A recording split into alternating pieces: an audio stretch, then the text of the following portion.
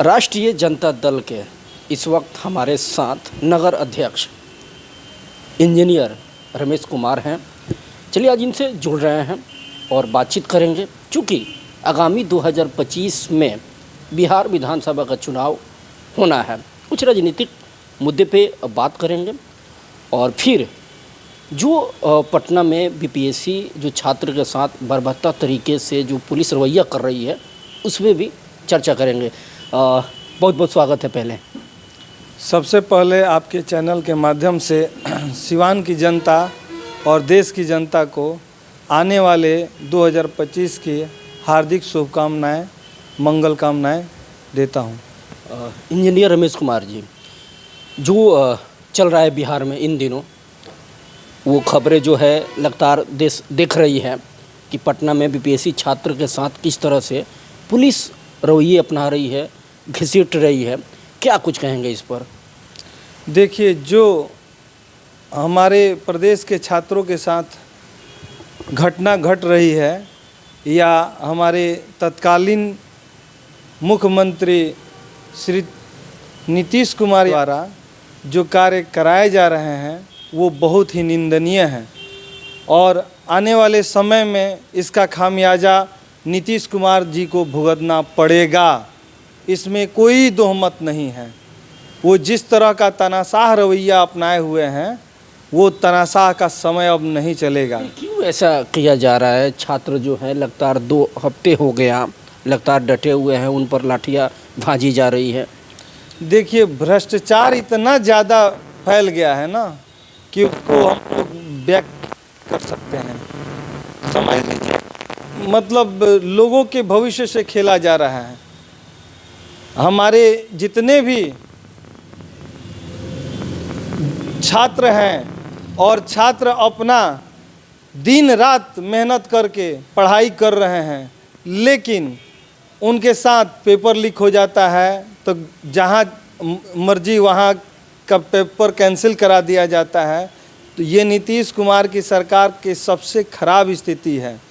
हमारे तेजस्वी जी ने लाखों लाख नौकरी दिए, उसमें इस तरह का कोई घटना नहीं घटित हुई, लेकिन यहाँ 2500 वैकेंसी निकाल रहे हैं, उसमें कितने छात्रों को पिटवा रहे हैं और ठंड के मौसम में पानी का बौछार करा रहे हैं।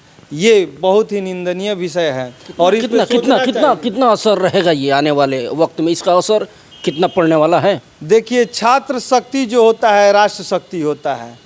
छात्र में वो शक्ति होता है, वो कैपेसिटी होता है कि किसी भी शासन को उठा पटक कर सकता है और छात्र जब अब खुद पे तुल जाए तो कुछ भी कर सकता है। तो इसलिए हम लोग को लग रहा है और प्रदेश की जनता को लग रहा है कि छात्र के साथ ये बर्बरता की जो स्थिति अपनाए हुए हैं, इससे 2025 में उनका सफाया हो जाएगा और उनका साथ देने वाले जो भी लोग हैं उनका भी सफाया हो जाएगा।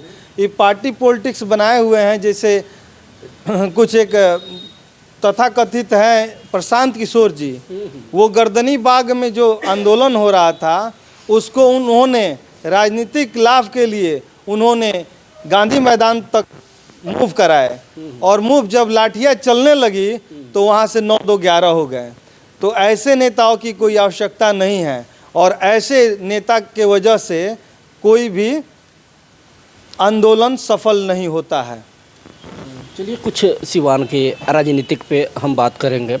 लगातार एक तरफ तेजस्वी प्रसाद जो यादव हैं ये कहते हैं कि युवाओं का मौका मिलना चाहिए, युवा की लगातार वो बात करते हैं। क्या होगा समीकरण सिवान के? युवा को आना चाहिए सिवान से? सिवान से तो युवा नहीं आएंगे। क्यों नहीं आएंगे? क्या? क्योंकि हमारे आदरणीय अवध बिहारी चौधरी जी सिवान विधानसभा 105 के प्रत्याशी हैं और वे अनुभवी हैं। अगर वे जीत के जाते हैं तो विधानसभा में फिर से अध्यक्ष बन सकते हैं। जो नेता है वो तो युवाओं की बात करते हैं, तो युवा को मौका मिलना चाहिए ऐसे में, आपको नहीं लगता है? देखिए, बिना दिशा के शक्ति विहीन हो जाना मार्ग भ्रष्ट हो जाने के बराबर है। ऐसे ऐसे अनुभवी व्यक्तियों का भी आवश्यकता है राजनीतिक में, जब तक हम लोग के गार्जियन हैं वो लोग हम सबका युवाओं का मार्गदर्शन करेंगे। हमारे युवा में मुख्यमंत्री बनने वाले आदरणीय तेजस्वी प्रसाद यादव जी हैं और अनुभव में लिए हमारे बिहार विधानसभा के पूर्व अध्यक्ष अवध बिहारी चौधरी जी, जो सिवान विधानसभा से इस बार फिर चुनाव लड़ेंगे और जीतेंगे। एमओआई समीकरण की अगर हम बात कर ले, सिवान में जब से ओसामा साहब और मरहूम मोहम्मद शहाबुद्दीन की पत्नी ये लोग जब से ज्वाइनिंग की है, तो क्या रहेगा समीकरण इस बार और कितना आप लोग सीट लाने में कामयाब होंगे सिवान से? सिवान से इस बार हम लोग 8 का 8 सीट आएगा, क्योंकि ओसामा बाबू, हिना मैडम और सभी लोग पार्टी के लिए एकजुट होकर कार्य कर रहे हैं।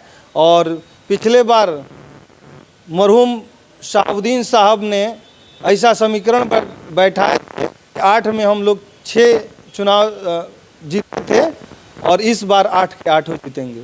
इंजीनियर रमेश कुमार जी, चर्चाएं ये भी है पार्टी के अंदर कि सब कुछ सही नहीं चल रहा है। देखिए, पार्टी के अंदर सब कुछ सही चल रहा है, लेकिन विरोधियों का काम है भड़काना। अब विरोधियों का काम, अगर हम लोग चुप रह गए तो वो लोग वोकल हैं, वो लोग गलत को भी सही साबित कर देंगे। जो पिछले चुनाव में हुआ था, सबसे अच्छे प्रत्याशी होने के बावजूद भी इनको 3 नंबर पे जाना पड़ा। तो इसलिए मैं कार्यकर्ताओं से और सिवान की जनता से अपील करता हूं कि अपना बात सही जगह पे अवश्य रखें। तो मैडम को मिल जाने से राष्ट्रीय जनता दल सिवान में अब कितना मजबूत है और इसका असर आने वाले विधानसभा पर कितना रहेगा? आप पिछले चुनाव का रिजल्ट से ही देख लीजिए कि मैडम के मिल जाने से ये लोकसभा का सीट हम लोग सिवान अगर जीतते कि नहीं। अगर दोनों लोग एक साथ लड़े तो लाखों वोट से जीते होते। रहा बात विधानसभा 105 और बाकी जगहों पे, तो मैक्सिमम जगह पे हम लोग जीत दर्ज किए उसके अनुसार। और इस बार भी मैडम के मिल जाने से हम लोग हर जगह जीत सुनिश्चित करेंगे। इस बार का जो चुनाव होगा, क्या कुछ मुद्दा लेकर के आप लोग चल रहे हैं? तेजस्वी प्रसाद यादव जी जब से उप मुख्यमंत्री बने तब से मुद्दा ही मुद्दा दिख रहा है। और जिस तरह उनका हवा, उनका लहर चल रहा है, जिस तरह उन लोग चाहते हैं कि इसी तरह का युवा और बलशाली व्यक्ति हम लोग का मुख्यमंत्री बने, तो हम लोग को मेहनत कम भी करना पड़े तो जीत निश्चित है। क्योंकि देखिए, अभी माई बहन मान योजना के तहत प्रत्येक महिला को 2500 रुपया प्रति माह देने का वो जो निर्णय लिए हैं, वो कितना सराहनीय है।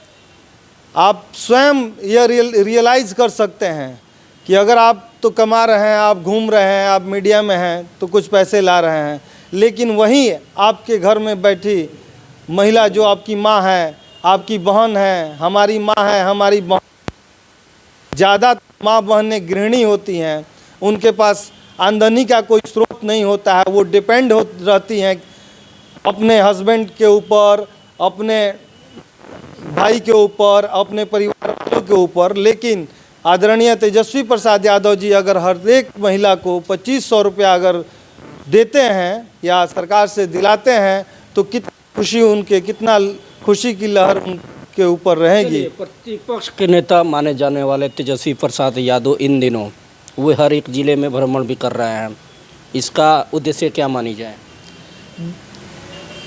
हमारे तेजस्वी प्रसाद यादव जी अपने कार्यकर्ताओं से मिल रहे हैं, कार्यकर्ताओं का मनोबल बढ़ाने के लिए उनसे बातें कर रहे हैं। उनके क्या कमियां हैं, क्या उनको ज़रूरत है, उन ज़रूरतों को पूरा करने के लिए, उनकी कमियों को दूर करने के लिए उन एक दूसरे से गेट टुगेदर कर रहे हैं कि किसी तरह का कोई उनको परेशानी न हो और आने वाले चुनाव में हर एक कार्यकर्ता ये कहे कि मैं भी तेजस्वी। चलिए, ये भी मानी जाए लोगों के अनुसार कि जो लालू प्रसाद यादव थे, फिर तेजस्वी यादव हैं, लालू प्रसाद अति पिछड़ा को लेकर के चलते थे, लेकिन वे जो खूबियाँ है ये तेजस्वी प्रसाद यादव में नहीं है। कौन कहता है कि उनमें नहीं है? लालू प्रसाद यादव जी अपने एमवाई के साथ साथ दलित, अति पिछड़ा, बहुजन के साथ चले और तेजस्वी जी MY, दलित, अति पिछड़ा और सभी समाज के साथ चल रहे हैं। वो चाहते हैं कि मैं कोई जातिगत विशेष पॉलिटिक्स न करूं, मैं समाज हित में, मानवता हित में सभी को लेके आगे चलूं। और इसलिए वो माई और बाप की पार्टी को राजद कहते हैं कि राजद जो है माई और प्लस बाप दोनों का समीकरण है। ये विरोधी लोग कहते हैं कि ये माई का केवल पार्टी है, केवल माई का पार्टी नहीं, ये माई और बाप दोनों की पार्टी है। चलिए, देखा जाए पिछला उपचुनाव जो बिहार में हुए थे, उपचुनाव जो विधानसभा का चुनाव हुए थे, तो सीट आप लोग एक भी लाने में नाकाम रहे हैं। क्या लगता है अब 25 में कितना सीट आप लोग ला पाएंगे? कहाँ पे आप बोल रहे हैं कि सीट? विधानसभा जो चुनाव हुआ था इसमें एक भी सीट आप लोग कितना सीट है? तो ये उपचुनाव तो आप कहीं के भी देख लीजिएगा, आंकड़े दिखा के जिसकी सरकार रहती है उसका थोड़ा सा साम दाम दंड भेद लगा के कैसे जीत लेते हैं। पिछले बार भी हम लोग उपचुनाव में हम लोग बहुत अच्छा प्रदर्शन नहीं कर पाए थे, लेकिन बिहार में सबसे बड़ी पार्टी बन के उभरी थी राष्ट्रीय जनता दल। ये आपको जानकारी होना चाहिए। हम उपचुनाव में हम लोग नहीं जीते, ये हम लोग अपना असफलता मानते हैं। लेकिन इस बार मेन चुनाव जो होगा 2025 में, वो 2025 में मुख्यमंत्री के रूप में आदरणीय तेजस्वी प्रसाद यादव जी ही होंगे। ये हमारा कहिए तो लिख के हम लोग दे देते हैं। चलिए, क्या मैसेज क्या देंगे, चूँकि नगर अध्यक्ष हैं आप तमाम जिले वासियों का?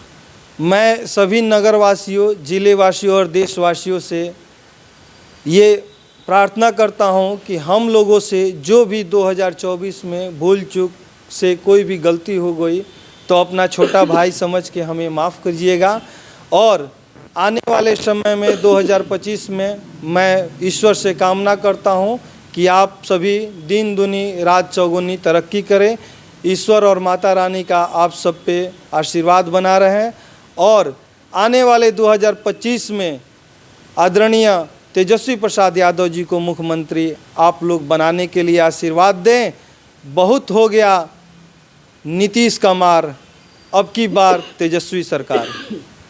चलिए, बहुत बहुत शुक्रिया बातचीत करने के लिए, धन्यवाद। ये थे हमारे साथ राजद के नगर अध्यक्ष इंजीनियर रमेश कुमार, जिनसे हमारी बातें हुई अगले वर्ष बिहार में विधानसभा चुनाव को लेकर के।